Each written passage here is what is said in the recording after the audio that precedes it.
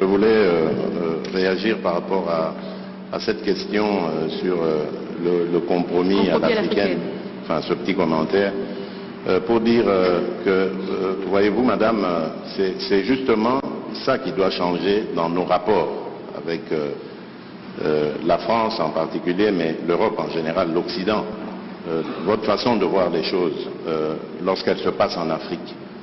Quand il y a des irrégularités aux élections américaines, on ne parle pas de compromis à l'américaine.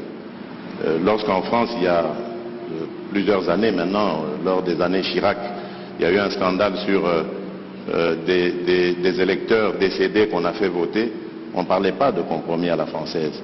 Je crois qu'il doit y avoir du respect dans la considération que nous avons les uns envers les autres.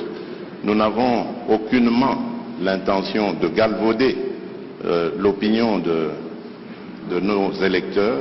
Le processus électoral est entamé.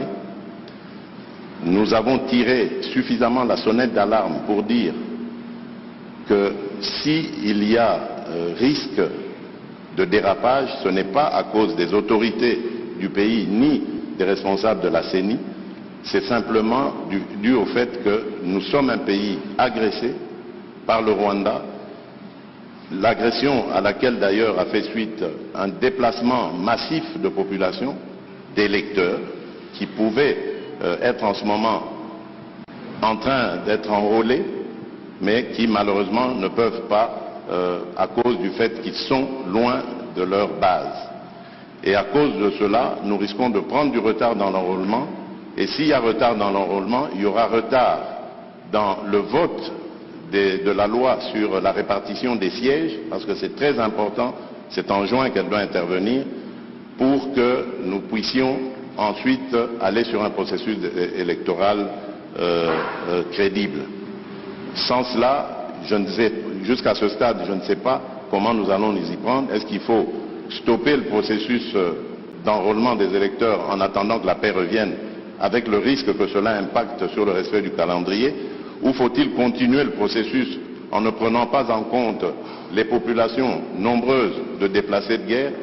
C'est ça qui peut poser problème. Et si demain, nous allons aux élections dans des conditions difficiles, vous parlerez de compromis à l'africaine, alors qu'aujourd'hui, ces mêmes Africains sont en train d'attirer votre attention sur cette ignoble et injuste agression due au fait du Rwanda, et demandons même des sanctions. Personne n'en parle. Voilà ce que je voulais apporter comme précision pour dire, ça aussi, ça doit changer dans la manière de coopérer avec la France et l'Europe.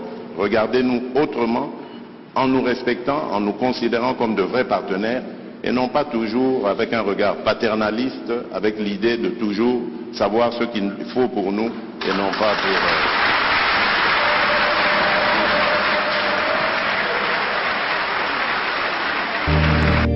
Fatih, fils d'Abraham.